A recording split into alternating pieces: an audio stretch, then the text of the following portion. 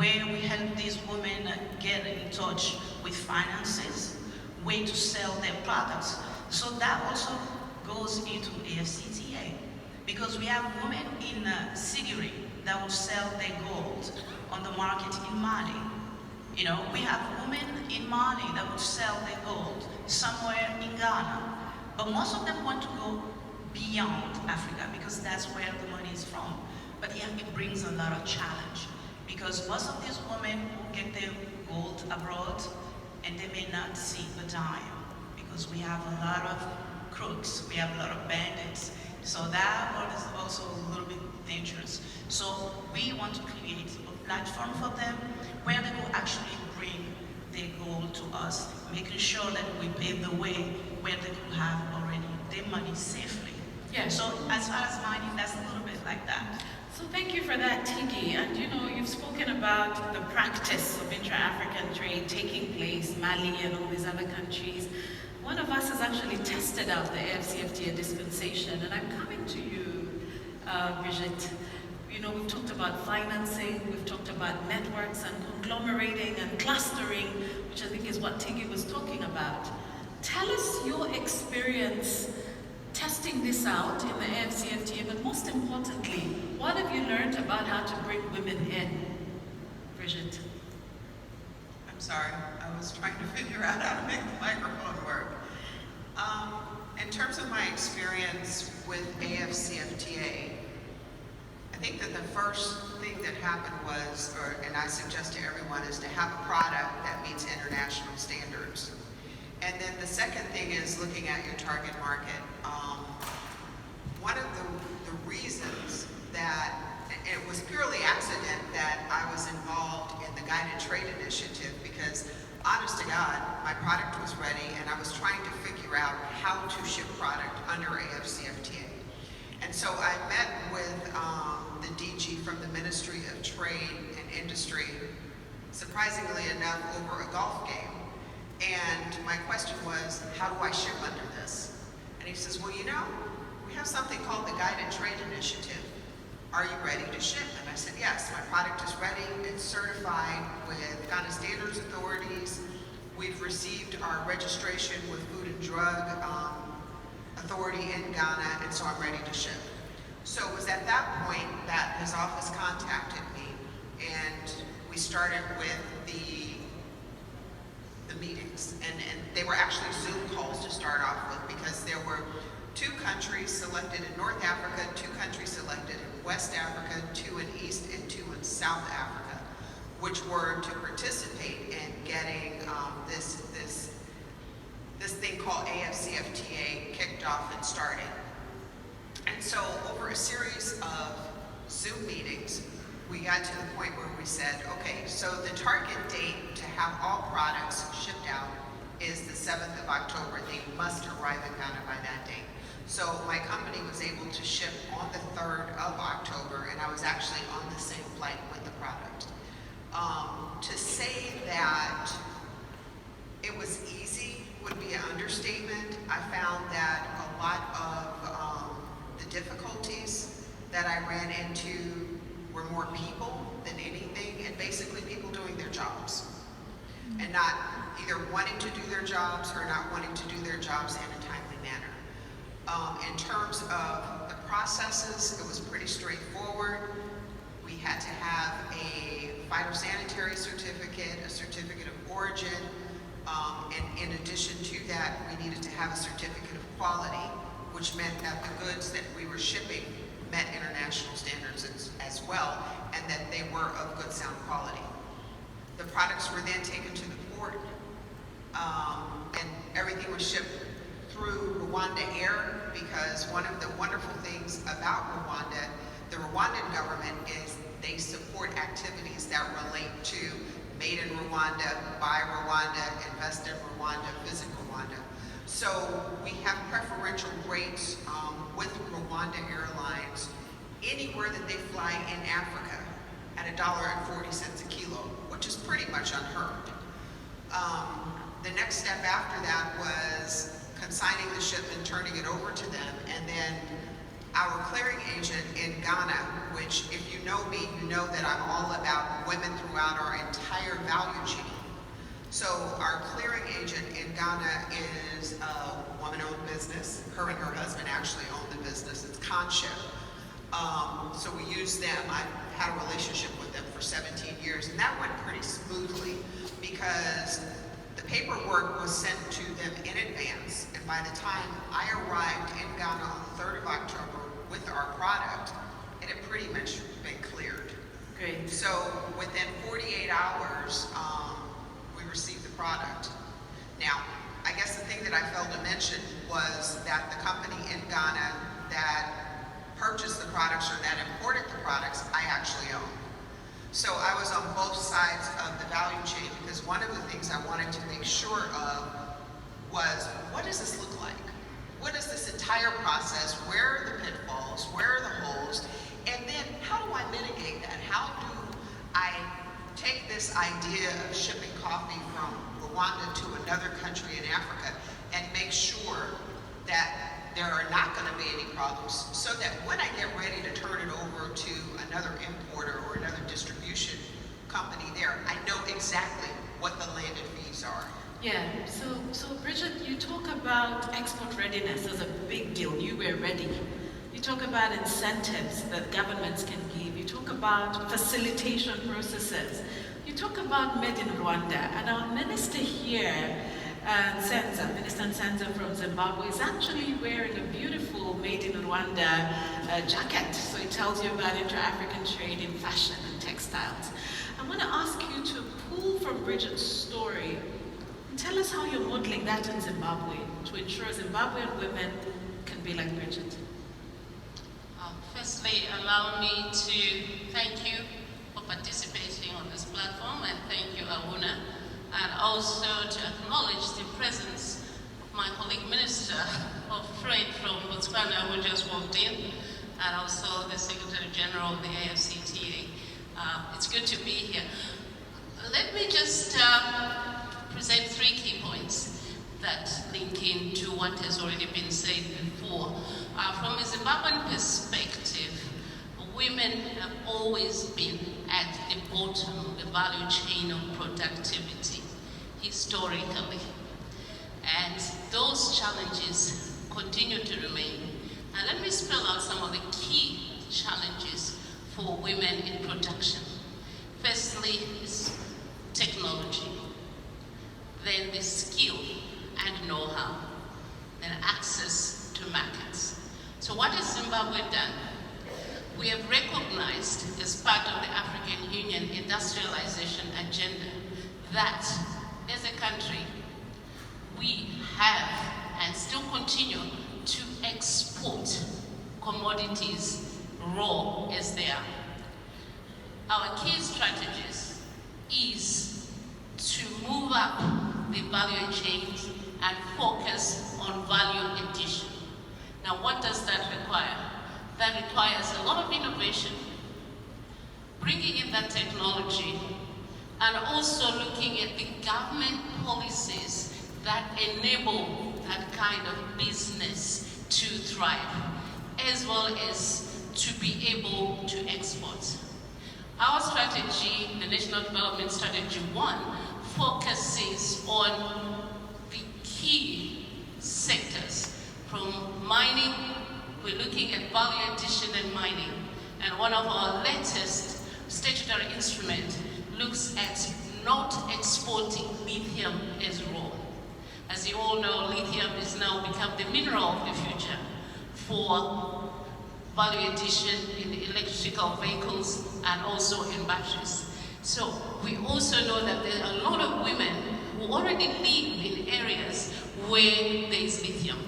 So one of our key strategies is to seek partnership to enable women to be able to access those benefits from the natural resources. Not only are we looking at lithium, but we're looking at granite processing, gold processing, but more importantly in the agricultural sector is value addition in agriculture.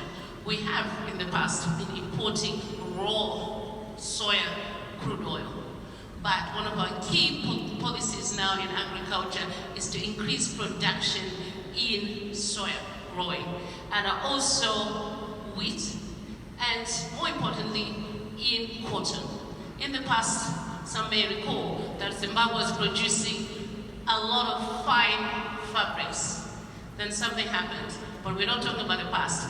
Looking to the future, we're looking at increasing a lot more cotton in Zimbabwe so that we can manufacture that cotton locally and be able to export it within the region. And this is where the AfCFTA comes in, whereby it creates an environment, an opportunity for Zimbabwe to be able to trade a number of agro-produces. But finally, I want to make the key point that what's required is financial inclusivity. Zimbabwe has introduced Women's Empowerment, having recognized that women are not able to access financial inclusion unless we specifically target areas where they're able to access those finances. Let me end with the challenge. Last time in Niger, at the African Union Industrialization Forum, we challenged ourselves to look at value chain mapping across Africa. So I want to end up with one challenge for the Secretariat and the UNDP to begin a mapping exercise on women in trade. Thank you so much. Thank you so much, Minister, for those specific actions you're taking, value chain development, positioning to produce for the market. Former Minister Chambande, you are big on industry now, but you also spent 10 years running the trade ministry in Uganda.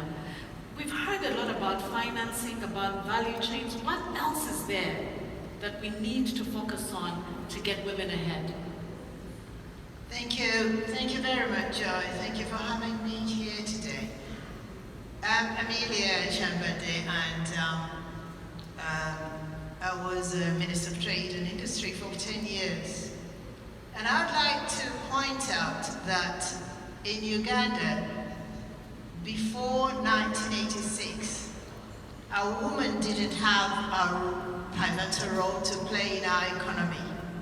But I must thank President Yoweri Kaguta Museveni, who came in and introduced a policy protecting the woman and identifying a woman in that society. So this movement has grown to the extent of appointing female ministers, which has never been the case before. So what role did I play in promoting the woman as a Minister of Trade, Industry and Cooperatives? First of all, when I came in, I realized that all the cooperatives were led by men, and women had no role to play. By the time we left the ministry, we had registered almost 2,000 cooperatives led by women. That was a big achievement. We came in with a local content regulation with preference for women, that is promoting their products, promoting their services, and I wish the African Continental Free Trade Area could also look at that as Africa so that we give preference to women in order to embrace their products and services. I looked at the vendors who were selling goods in the markets, being on the streets, being harassed by the city council authorities and enforcement teams. They were beaten, locked up, being taken from the streets. And I say, why don't I trade with them one day? One day I woke up, walked the streets with the vendors. They thought I'd gone mad. A minister trading in bananas on the street. But I realized that they had a lot of challenges that we had to address. I had to build their confidence in us as government because they were looking at us as enforcers. They were looking at us as harassers. What did I do for them?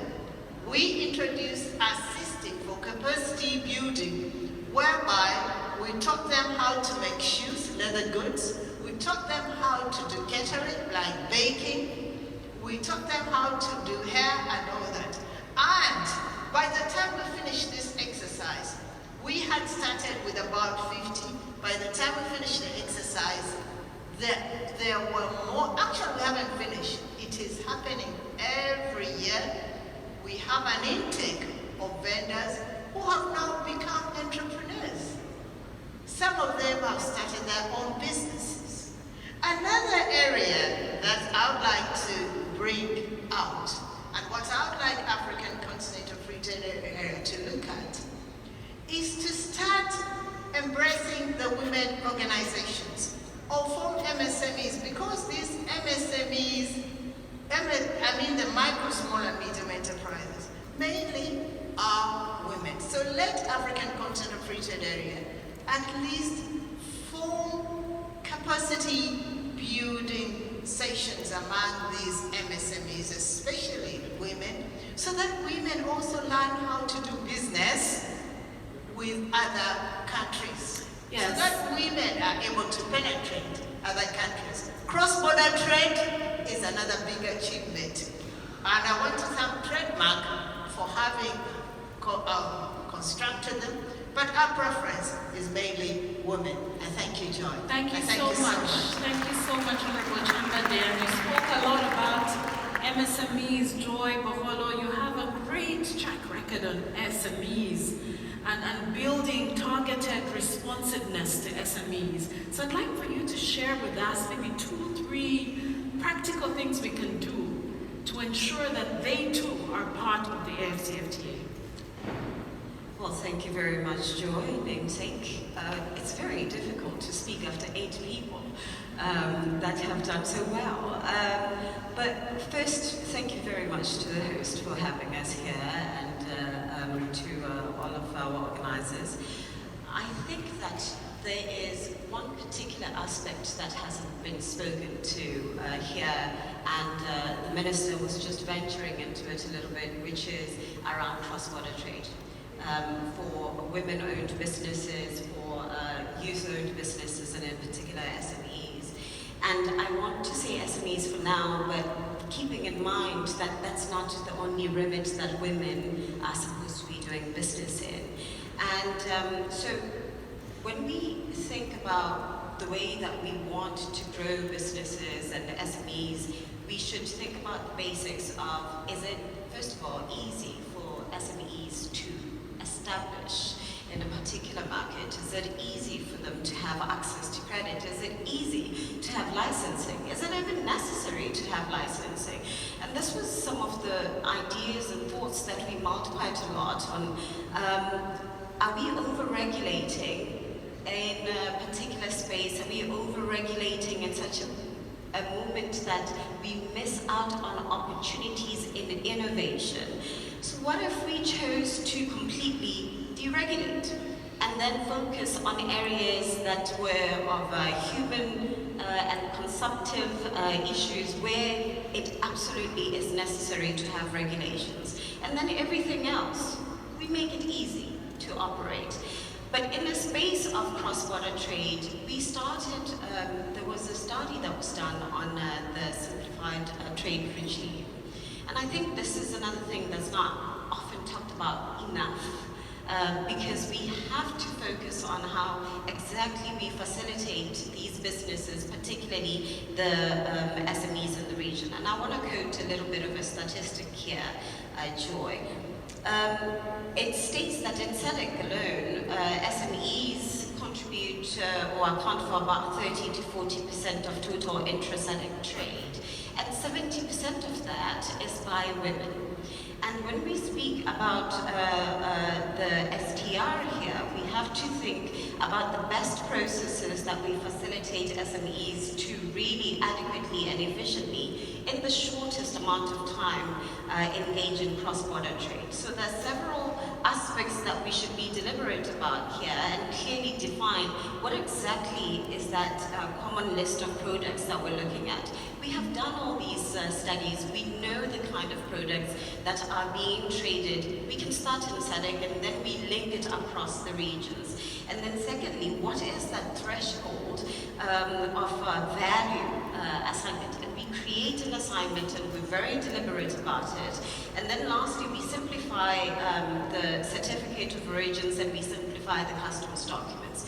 We do not have time, particularly for SMEs, to be spending 2 days at the border for a $2,000 consignment. At $2,000, I'm being very generous here in terms of MSMEs. And we have to also think about using technology.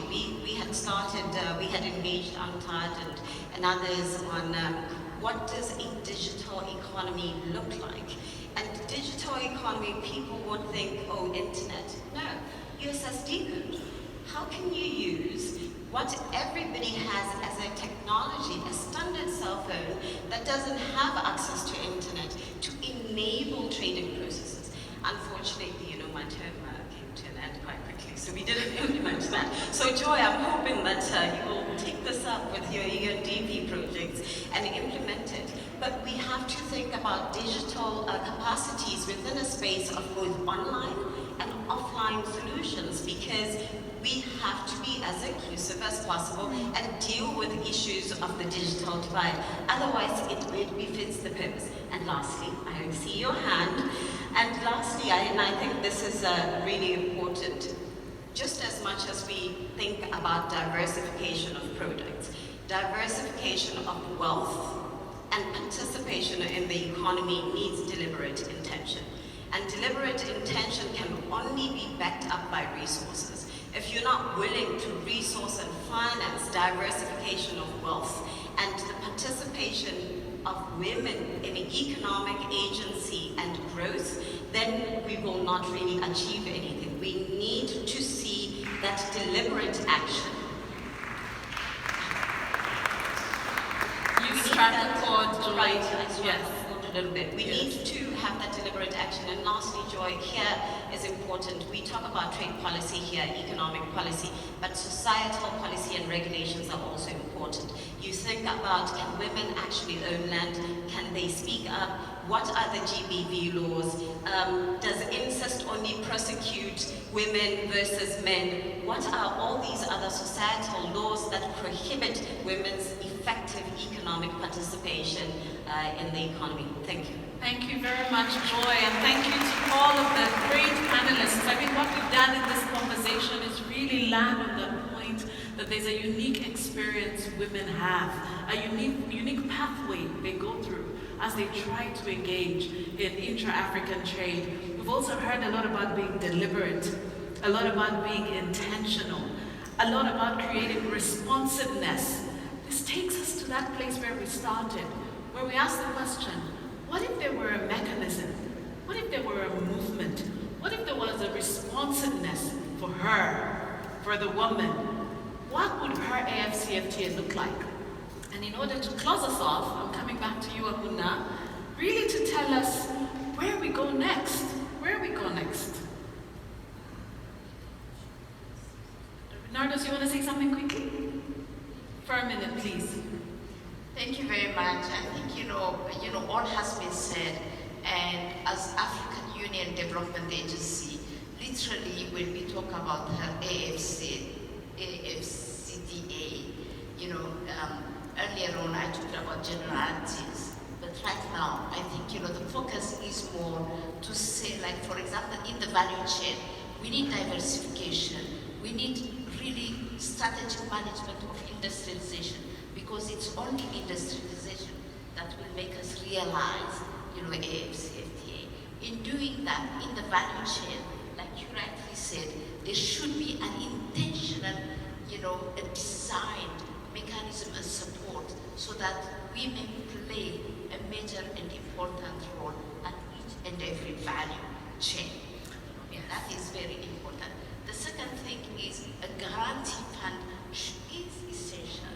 And as African Union Development Agency, we're trying to see to to come up with a development fund for the entire development activities of the continent, but from that development fund, a certain percentage of it will be certainly for women and to promote women enterprises.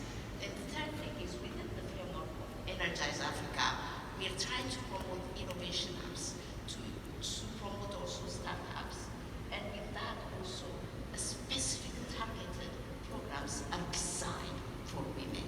So, you know, in all what we are doing, literally, like I said, we have to pay attention and give special consideration to women and their integration in the socio-economic transformation processes. Yes, thank you very much. Thank you very much, Nados, because you've given us a futuristic perspective also on the what and how the intentionality looks from where you sit and the actions you're taking. And I'd still come back to you really to help us tie this thread together, because it's very clear the what. How do we go ahead from here to ensure that women drive intra-African trade? How do we get her AfCFTA? So I think amazing to hear the voices of all these women. And the fact that we have 3 women here who have been ministers of trade, one is Minister of Trade currently, means that the face of trade on the continent is increasingly female. And that is already hope right there. Minister from Botswana, we celebrate him. Botswana is one of the model countries when it comes to value chains and turning your resources into value for your population. So we want to recognize your leadership there as well. We are not saying this has to be only women, but we're saying that it is time to consider the half of the population of this continent and their role in making this happen. So Joy asked, how do we do it? What do we do? And we lose sleep over meetings like this where we talk endlessly about the problem, and then we admire the problems, and we live with our frustrations, and we even venture into talking about solutions, but then nothing happens at the level, at least not at the level that we expect. So we thought this should not be one of those meetings, and that we're going to do something different here. We're actually going to create something where all of these issues that you've heard about, the solutions can come to the table and start to make a difference. We're very pleased to have a Secretary General of the AfCFTA Secretariat who is a visionary and who is himself living with a conviction that the AfCFTA will not succeed without women becoming winners in the whole value chain. So if that is the premise, if that is our starting point, that this great initiative needs women to be successful, what do we need to do to make that possible? So we've been thinking about this idea of her AfCFTA and what is the reality of her AfCFTA. We're going to create that reality, and it is to create a platform which we're at the moment calling a Women's Export Readiness Supercharger. So when you think of a supercharging something, it means that the thing is already active and moving, but there are conditions that reduce its ability to be sustained and to operate at a fully charged level. So our supercharger platform will look at a number of issues and how we bring actors around the table to tackle those issues, woman by woman, country by country. Issues around value chain partners, sourcing, market intelligence, storage, processing, standards, regulatory hurdles, taxes, but also issues around removing some of the obstacles that women face in the social aspects. How do we deal with that? One of the things, if you ask me, that make me lose sleep at night is the fact that women on this continent work so hard for so little returns. Anyone in the audience who has ever met an idle African woman or a lazy one?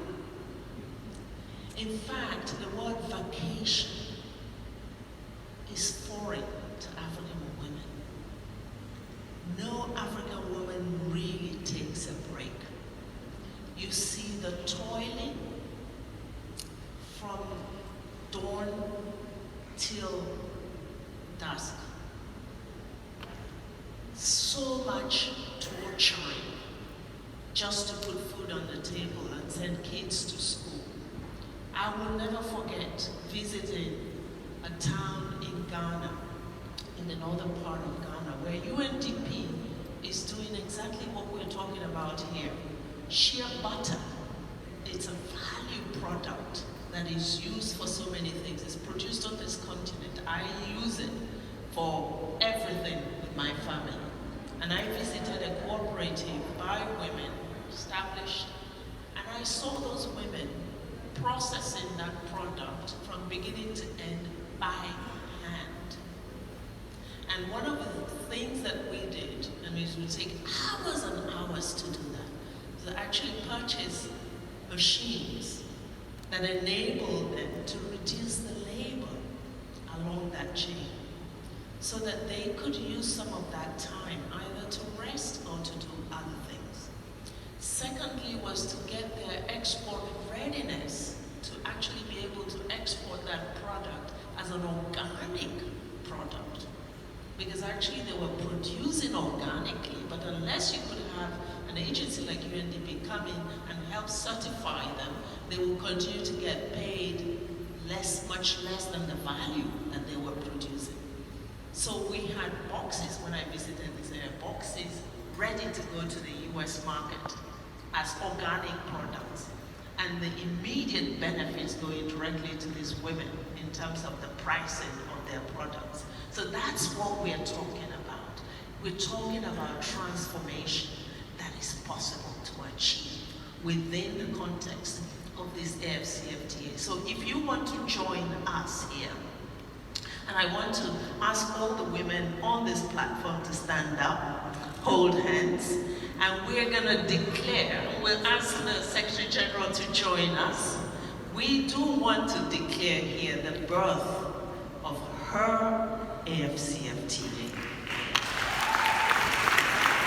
Wow.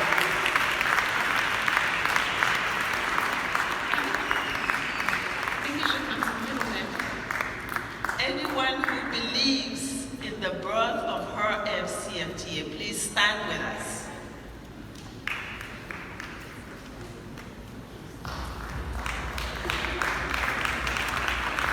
Stay right there.